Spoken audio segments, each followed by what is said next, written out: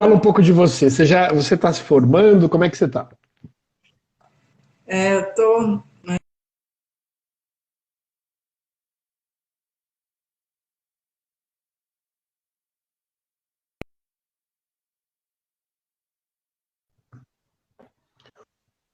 Travou, eu não te ouvi, Renata. Não ouvi sua é, eu resposta. percebi- eu tô no oitavo semestre e Sim. estou trabalhando no judiciário, né? Já faz desde 2011 eu comecei no TRF, agora estou no TRE e eu sempre quis fazer direito, né? Mas aí eu fui adiando, eu fiz uns 2 semestres numa outra faculdade, não consegui terminar e agora eu tô agora na PUC. Ah, que É uma, legal, que bacana. E você trabalha onde no TRE, Renata? nas contas eleitorais, Nossa, olha só, você vai ter um trabalhão esse ano, hein? com certeza. Vai ter muito trabalho esse ano, né? Vejo Me muitos diga, parecidos. Renata, e que, assim, nessa nossa conversa, que pontos você acha mais interessantes eu falar, né? Eu queria que fosse um negócio bem participativo, assim, vocês perguntando, fazendo questionamentos. Boa noite, Oi, boa noite, Natália. professor. Oi, Renata, tudo bem? Oi, Nick, desculpa eu. Sou Imagina! fã. É a nossa primeira live, professor. Você foi nossa cobaia. Não, fica tranquilo, não tem importância nenhuma, né? É, Me diga, Renata, Nicole, o que que vocês acham bacana eu falar, assim? professor, eu tinha pensado no começo, eu nem deu tempo de fazer uma apresentação do grupo para o pessoal que está assistindo, né? Que a ideia do grupo foi justamente trazer uma noção de direito eleitoral para os alunos, porque a PUC não tem essa matéria na grade, né? E Uma falha então, da PUC, né? Precisamos resolver isso aí. falha, né? E vai ser cobrado agora na OAB e é cobrado nos concursos. E tem um campo enorme, né, de atuação da advocacia e eu acho Sim. que é necessário, né, essa alteração. E aí a ideia inicial era trazer essas noções assim com quem mais entende do assunto, né, como o senhor Não, e quem eu. mais entende no assunto, acho que vai ser na outra semana. Esse aqui é um franco Não, atirador. não, a gente tá no top aí dos melhores. E E hoje é condições de elegibilidade, né, que vocês querem que eu mencione, não é isso? isso, Isso. aquelas candidaturas. Aí eu vou falar de candidatura coletiva, vou falar de candidatura avulsa, né? E quanto tempo você considera adequado, Renata? Ah, o que não é, professor? Eu queria. Live não pode ser muito longa, né? Porque o pessoal perde o interesse, perde. É. E no Eu Instagram é pensei uma assim. hora o limite. Ah, o que que eu pensei? Eu pensei que eu podia falar um pouquinho, fazer só uma apresentação inicial, talvez uns 15 minutos, 20 no máximo. E aí vocês fariam perguntas, né? O que que vocês acham? Aham. Fica mais dinâmico, eu gosto mais também. Professora, a Ana é estagiária da Procuradoria Eleitoral e ela é muito sua fã. Ela tava Ah, ansiosa. é? Trabalha aqui com a Paula Baier, é isso? Isso, a secretária do Dr. Paulo. Ah, o Paulo Taubemblá, muito bom, né? Muito, muito querido, muito amigo. De vez em quando pego os pareceres do senhor. Pego. Coisa antiga, né? Como eu mesmo, coisa antiga. Temos que pensar nas coisas novas, né? Não, tá excelente. Aí você me diz, a hora que eu puder começar, né? Pode começar, professora. A gente Posso pode começar, fechar. né? A gente Tá pode bom. fechar a câmera melhor, né? Não, não, não. Eu prefiro ver gente. Eu prefiro que vocês fiquem aí. Não me deixem só, por favor. Tá bom. Tá bom. Então, gente, vamos lá. Olha só.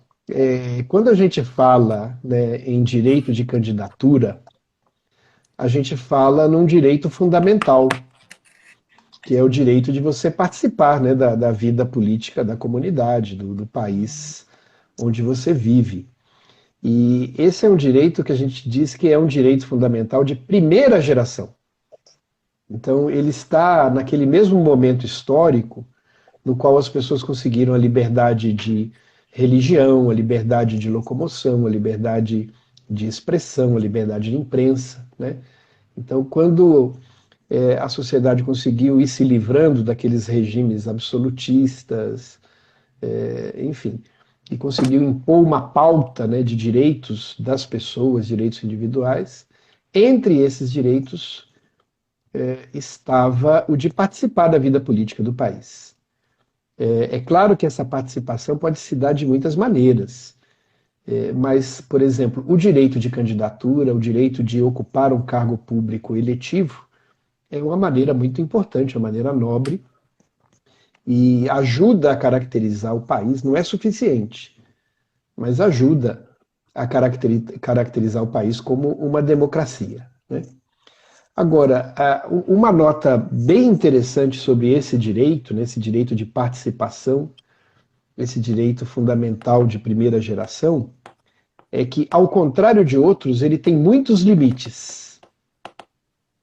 A gente sabe que mesmo qualquer direito, né, qualquer direito fundamental, ele não é ilimitado. Nem o direito à vida é ilimitado. Por exemplo, se você está numa situação de legítima defesa, o direito permite que você atire para se defender. Então, nenhum direito é ilimitado. Mas o direito de candidatura tem muitos limites. A gente fala direito de candidatura, mas eu poderia falar de direito político positivo passivo. É a mesma coisa. Direito de candidatura, né? Ele é um direito que tem muitos limites. E não é uma coisa que só aconteça no Brasil. No mundo inteiro, esse é um tipo de direito muito regrado. Esse é um tipo de direito que a pessoa tem que enfrentar, tem que superar uma série de obstáculos. Então, por exemplo, é quase universal que só possa votar em determinado país quem é nacional daquele país. Isso é uma regra muito comum. Se você não for cidadã americana, você não pode votar nos Estados Unidos da América.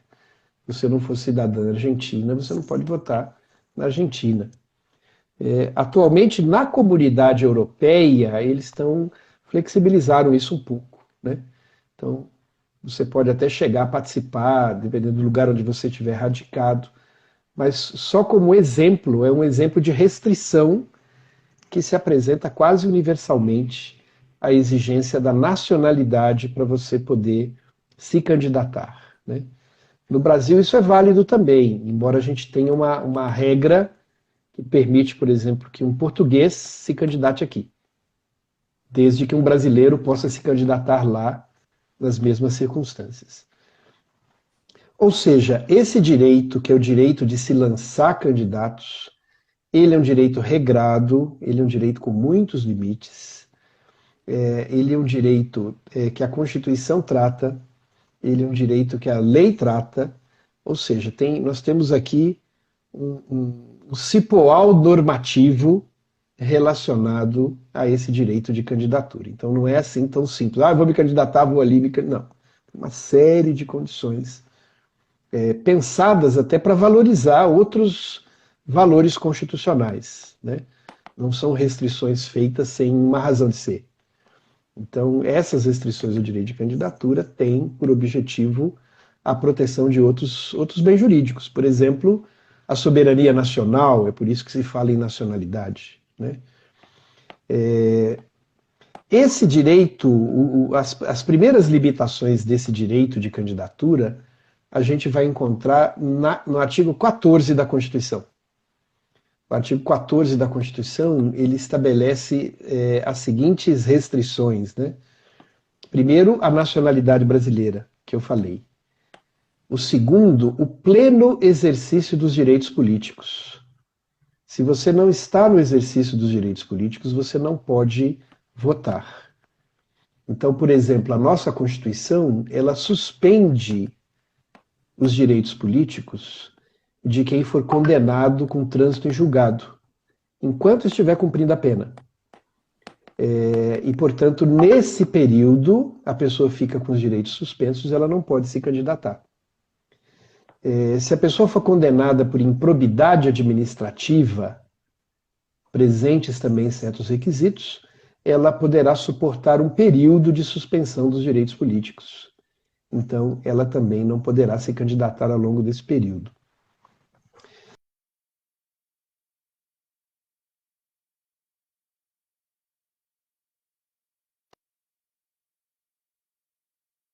Deficiência mental, né?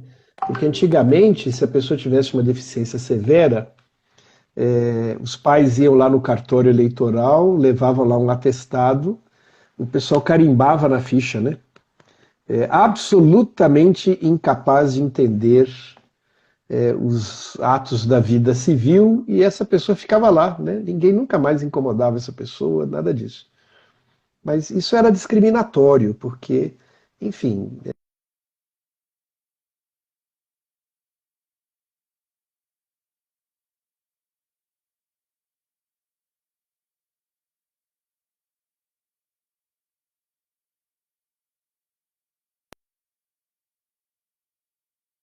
até os 16 anos, né?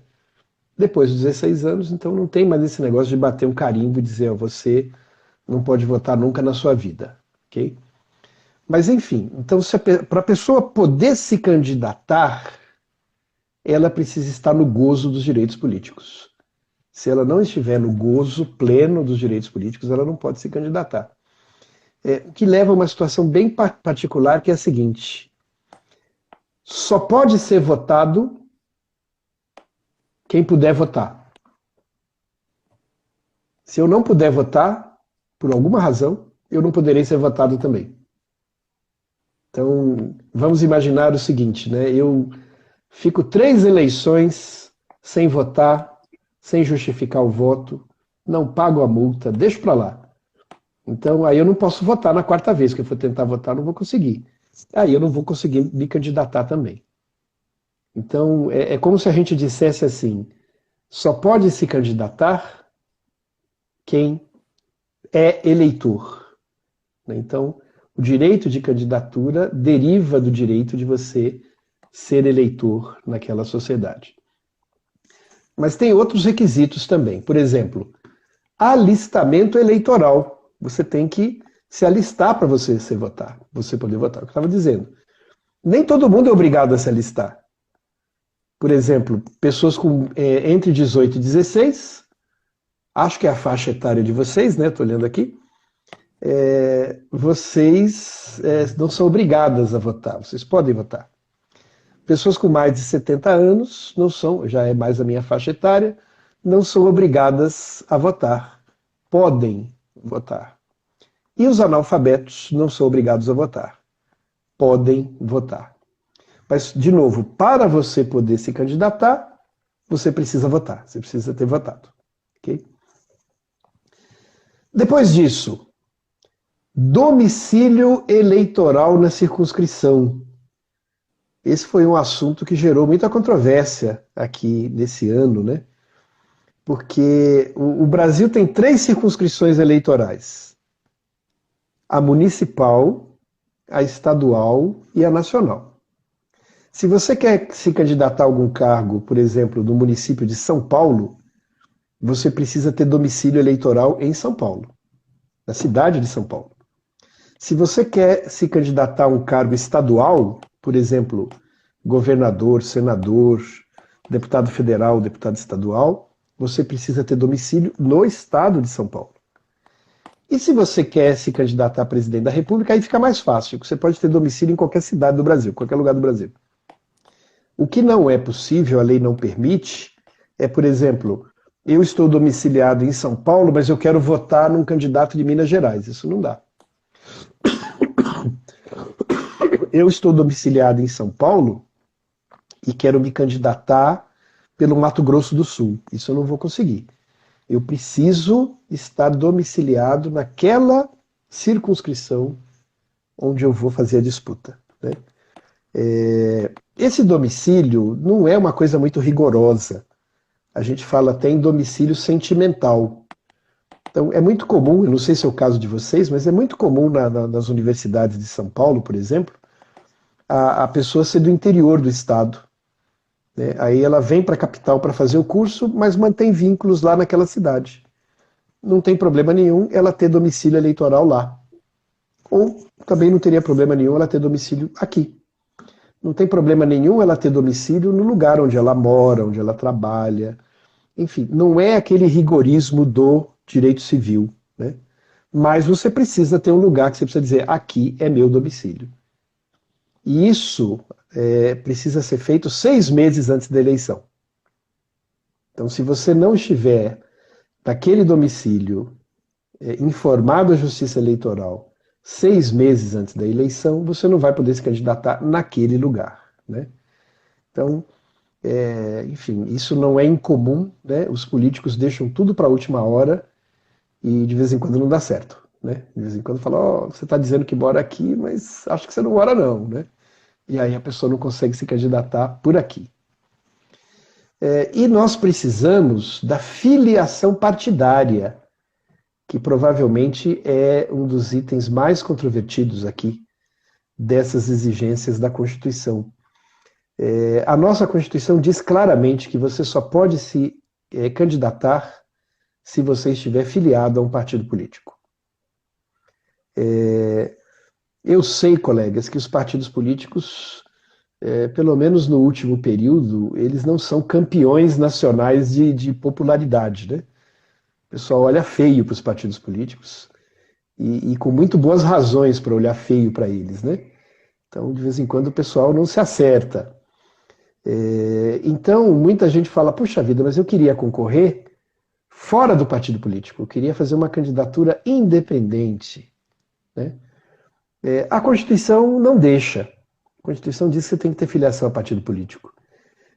Mas surgiu um debate de que o Pacto de São José da Costa Rica permitiria candidaturas independentes. Mas esse é um debate e eu mesmo não penso desse jeito. Na verdade, a maioria dos eleitoralistas não aceita a possibilidade da candidatura independente. Por quê? Porque o Pacto de São José da Costa Rica é um documento de 1969. E ele tem um artigo, deixa eu mostrar aqui para vocês, né? Ele tem um artigo que diz o que você pode estabelecer de condição para que as pessoas venham a se candidatar. Espera aí, só um segundinho, deixa eu pegar o texto aqui para facilitar. Então, ele tem um artigo que diz assim, olha, peraí, acho que é o 22.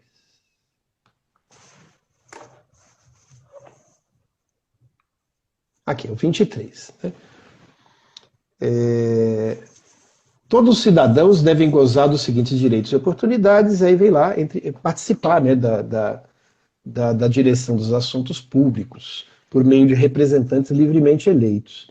E aí esse artigo diz assim, que a lei só pode restringir essa possibilidade de você se candidatar, né, a disputar cargos eletivos em razão de idade, o pacto autoriza, né, restrição etária, nacionalidade, o pacto autoriza também, residência, idioma, vejam que nem é algo que no nosso país é exigido como condição de candidatura. Instrução, num certo sentido, né, porque o analfabeto não pode se candidatar, então, isso aqui a gente tem algo parecido. Capacidade civil ou mental, como eu disse, agora a restrição é só para os menores de 16 anos. Ou condenação em processo penal. Então esse é o texto, né? Se vocês tiverem interesse, é o artigo 23 do Pacto de São José da Costa Rica.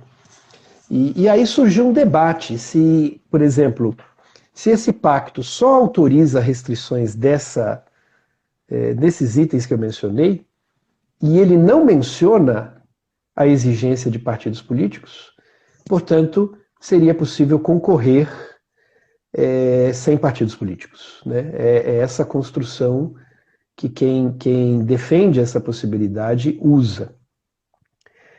O problema dessa interpretação é que eu não acho uma boa interpretação, acho uma interpretação pobrezinha. Porque, por exemplo, aqui não se menciona a proibição da reeleição, e a nossa Constituição não permite a reeleição contínua, né, para cargos do Executivo, você só pode ter uma reeleição subsequente. Aqui não menciona condenação por improbidade administrativa.